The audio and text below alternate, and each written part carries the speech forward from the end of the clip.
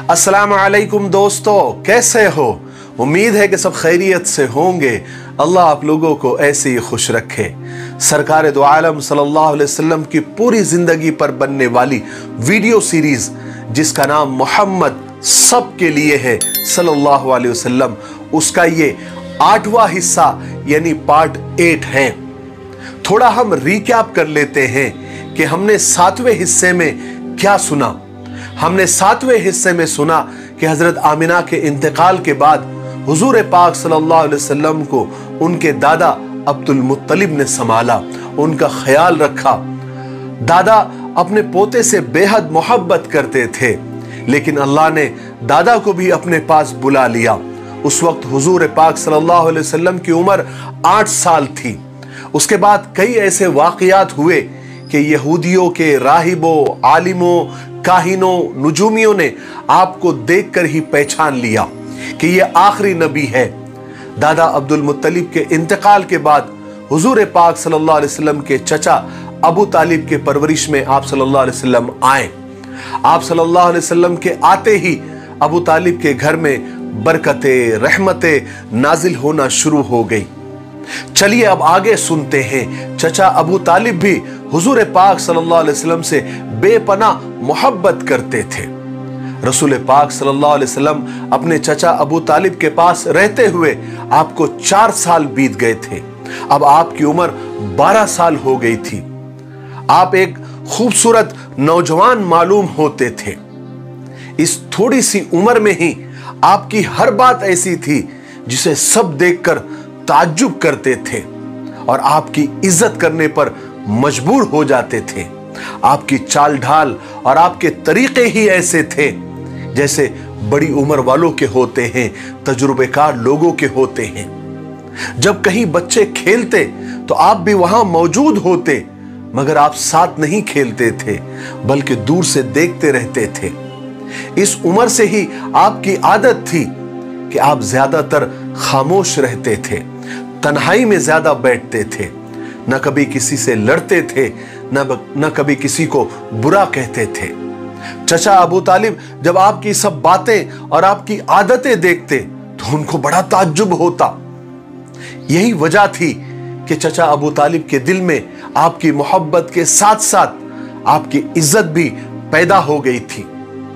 अब चचा अबू तालिब जब भी आपसे बात करते तो इस तरह बात नहीं करते जैसे आम बच्चों से बात की जाती है, बल्कि उस तरह बात करते जैसे बड़े और तजुर्बेकार आदमी से बात की जाती है।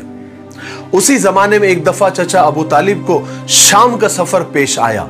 वो तिजारत के लिए एक काफिला ले जा रहे थे। जब काफिले के जाने का और चलने का वक्त आया तो हुजूर पाक सल्लल्लाहु अलैहि वसल्लम भी उनके साथ चलने का आपने इरादा जाहिर किया। चचा अबू तालिब इनकार नहीं कर सके और तैयार हो गए और आपको भी साथ ले लिया। ये मुबारक काफिला जिसमें हुजूर पाक सल्लल्लाहु अलैहि वसल्लम भी शरीक थे, मक्का से रवाना हो गया। रास्ते में यह काफिला कई जगह ठहरता, आगे बढ़ता, यहां तक कि एक दिन यह काफिला शाम की सरहद में दाखिल हो गया। शाम की सरहद पर एक छोटा सा शहर था जिसका नाम बुसरा था। कुरैश के काफिले अक्सर वहां ठहरा करते थे। इस काफिले ने भी वहां पर पड़ाव डाल दिया।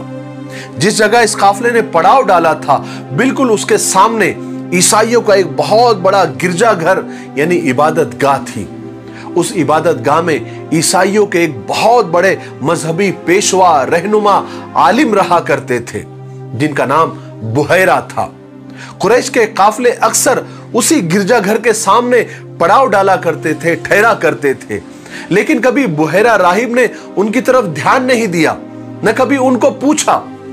लेकिन इस दफा हुआ ये कि जब काफिले वाले सुस्ता रहे थे, आराम कर रहे थे, अचानक गिरजाघर से एक कासिद आता हुआ दिखाई दिया। उस कासिद ने करीब आकर कहा कि मुझे आपकी तरफ बुहैरा राहिब ने भेजा है और यह पैगाम दिया है कि आज पूरे काफिले वालों को हमारी तरफ से खाने की दावत है, मगर शर्त यह है कि पूरे काफिले वाले सबको दावत है और सबके सब दावत में आए, कोई बचने न पाए। काफिले वालों को और कुरैशियों को बुहेरा राहिब की इस दावत पर बड़ी हैरानी हुई, इसलिए कि वो हमेशा इस जगह ठहरते थे, पड़ाव डालते थे, मगर कभी दावत तो क्या हालचाल भी नहीं पूछा गया, और आज सीधे खाने की दावत। आज ऐसी क्या खास बात हो गई? बहरहाल काफले वाले यही सोचते हुए और सोचते ही रह गए कि खाने की दावत का वक्त हो गया। सारे काफले वाले बुहेरा राहिब के पास उस इबादत गाह में पहुंच गए, मगर इन काफले वालों ने हुजूर पाक सल्लल्लाहु अलैहि वसल्लम को पड़ाव की जगह पर ही छोड़ दिया, ये सोच करके आप बच्चे हैं, आपको साथ ले जाना कोई जरूरी नहीं है। जब ये लोग बुहेरा राहिब के पास उस इबादत गाह में, उस गिरजाघर में पहुंचे, तो एक कुरैशी ने बुहेरा राहिब से पूछा कि आज हमने एक नई बात देखी है। हम तो यहां अक्सर आते रहते हैं, गुजरते रहते हैं, पड़ाव डालते रहते हैं, लेकिन कभी आपने दावत नहीं की, तो फिर आज कैसे और क्यों? बुहेरा राहिब ने बात को टालने के लिए कहा कि ये सब बातें तो ठीक है, मगर आप लोग हमारे मुल्क में आए हैं, हमारे पड़ोस में ठहरे हैं, तो हमारा मेहमान नवाजी का हक बनता है, इसलिए आपको दावत की है, और कोई बात नहीं है। लेकिन असली बात यह थी, दरअसल बुहेरा राहिब ने अपनी आसमानी किताबों में, अपनी मजहबी किताबों में पढ़ा था कि हुजूर पाक सल्लल्लाहु अलैहि वसल्लम की और हुजूर के आने की बहुत सारी निशानियां उनके दिमागों में थी, उन्होंने किताबों में पढ़ा हुआ था। इसलिए बुहेरा राहिब जानते थे कि इस दुनिया में इस वक्त आखिरी उम्मत के आखिरी नबी आने वाले हैं। हुआ यह था कि इस दफा जब कुरैश का काफिला यहां आकर ठहरा, तो बुहेरा राहिब ने देखा था कि एक बादल का टुकड़ा इस काफिले के ऊपर साया किए हुए साथ साथ चल रहा है।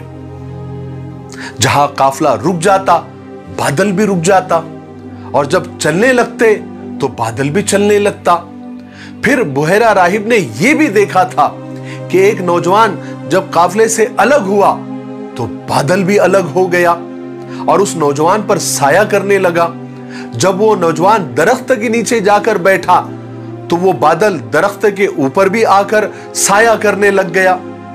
चूंकि बुहेरा राहिब ने किताबों में पढ़ा था कि जब आखिरी नबी इस जमीन पर आएंगे तो बादल उन पर साया किए हुए होगा, इसलिए बुहेरा राहिब ने अपने इत्मीनान के लिए पूरे काफिले को दावत की थी ताकि वो आखिरी रसूल को करीब से देखे और पहचाने।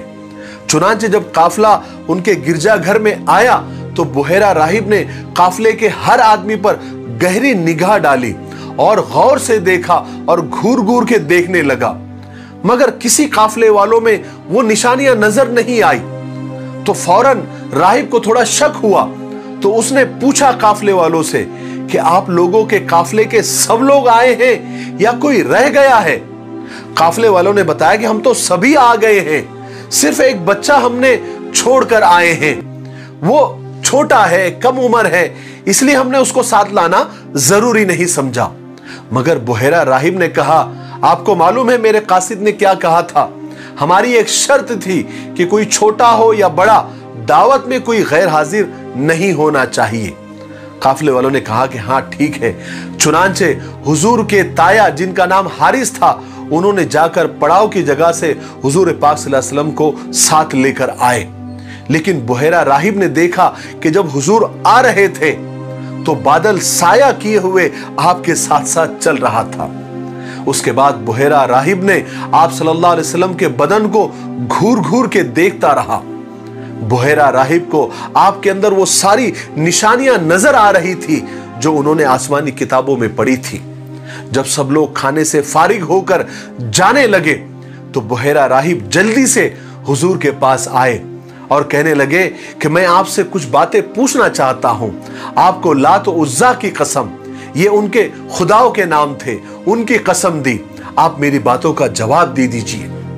जब बुहेरा राहिब ने लात और उज्जा की कसम दी जो मुशरिकीन के खुदा थे, तो हुजूर पाक सल्लल्लाहु अलैहि वसल्लम ने फरमाया कि तुम लात और उज्जा के नाम पर मुझसे कुछ न पूछो, मैं किसी बात का जवाब नहीं दूंगा। खुदा की कसम, मुझे इनसे ज्यादा कोई नापसंद नहीं है। बुहेरा राहिब ने कहा कि चलिए आपको खुदा की कसम, लेकिन आप मेरी बातों का जवाब दे दीजिए। जब आपको खुदा की कसम दी गई तो आपने बुहेरा राहिब को इजाजत दी। अब बुहैरा राहिब ने हुजूर से सारी बातें पूछनी शुरू की जो आपके जात के मुताल्लिक थी। बुहैरा राहिब ने आपके आदात, आपके मिजाज, आपकी रूटीन लाइफ, आपके सोने जागने उठने बैठने से मुताल्लिक सवालात किए और आप सल्लल्लाहु अलैहि वसल्लम बुहैरा राहिब की सारी बातों का जवाब देते रहे। बुहैरा राहिब आपकी सारी जवाबात को सुनता, आपके आंसर को सुनता और आपके जवाब को और किताब में लिखी हुई बातों को मैच करता था और दिल में उस बात की तस्दीक करता था कि ये सही कह रहे हैं। बुहैरा राहिब ने जब आपकी मोहर नबूवत देखी जो आपके कंधों के बीच में थी, तो बुहैरा राहिब ने नबूवत की जियारत करते ही मोहर नबूवत को बोसा दिया। उसके बाद बुहैरा राहिब अबू तालिब के पास आए और पूछा अबू तालिब से कि ये बच्चा आपका कौन लगता है, कौन है ये? तो अबू तालिब ने जल्दी से कहा कि ये मेरा बेटा है। जब अबू तालिब ने कहा कि ये मेरा बेटा है, तो बुहैरा राहिब कहने लगा, नामुमकिन है, इम्पॉसिबल है कि इनका बाप जिंदा हो। अबू तालिब को तो बहुत हैरत हुई, तो उन्होंने कहा कि नहीं नहीं, ये मेरे भाई का बेटा है। बुहैरा राहिब ने पूछा कि इनके बाप का इंतकाल कब हुआ? तो अबू तालिब ने कहा कि उनका उसी वक्त इंतकाल हो गया था जब ये पेट में थे। तो बुहैरा राहिब ने पूछा कि इनकी मां का इंतकाल कब हुआ था? अबू तालिब ने कहा कि उनका इंतकाल भी उसी वक्त हो गया था जब इनकी उम्र 6 साल की थी। तब बुहैरा राहिब ने कहा कि आप सच कहते हो, आपका एक एक जुमला, एक एक बात सही है, 16 आने सच है। बस अब जल्दी से जाओ, अपने भतीजे को जल्दी से वापस अपने वतन पहुंचा दो और इसको हमेशा यहूदियों से बचाए रखना, वरना खुदा की कसम अगर इन पर यहूदियों की नजर पड़ गई और मेरी तरह उन्होंने भी इसको पहचान लिया तो इसके जान के दुश्मन बन जाएंगे। इसलिए कि तुम्हारा भतीजा कोई आम बच्चा नहीं है, ये निहायत अजीम और ऊंचे मर्तबे वाला है। और याद रखो, मैंने ये बात बताकर और ये नसीहत करके अपना फर्ज पूरा कर लिया है। अब जल्दी से इन्हें लेकर वापस अपने वतन चले जाओ अगर तुम इसकी खैरियत चाहते हो तो। बुहैरा राहिब की सारी बातें सुनकर चचा अबू तालिब को भी लगा कि बात तो सही है, बात में दम है, क्योंकि चचा अबू तालिब खुद भी देखते थे कि उनका भतीजा कोई आम बच्चा नहीं है, बल्कि वो बहुत सारी खूबियों का मालिक है। इसलिए वो समझ गए कि बुहैरा राहिब बिल्कुल सही और ठीक कह रहे हैं। इसलिए चचा अबू तालिब तिजारत के सफर के लिए आगे शाम नहीं गए, बल्कि उसी सरहदी गांव बुसरा से वापस मक्का लौट गए। मक्का लौटने के बाद क्या हुआ, क्योंकि वीडियो काफी लंबा हो रहा है इसलिए हम यहीं पर रुकते हैं। मक्का वापस लौटने के बाद फिर क्या हुआ, वहां पर क्या अजीब अजीब वाकयात हुए, वो हम इंशाअल्लाह 9वें हिस्से में यानी 9वें पार्ट में सुनते हैं। तब तक आप अपने वादे पे कायम रहें और इस वीडियो को ज्यादा से ज्यादा शेयर करें। तब तक मेरे लिए, पूरी उम्मत के लिए और पूरी इंसानियत के लिए खैर और भलाई की दुआ करते रहें। अस्सलामु अलैकुम व रहमतुल्लाहि व बरकातुहू।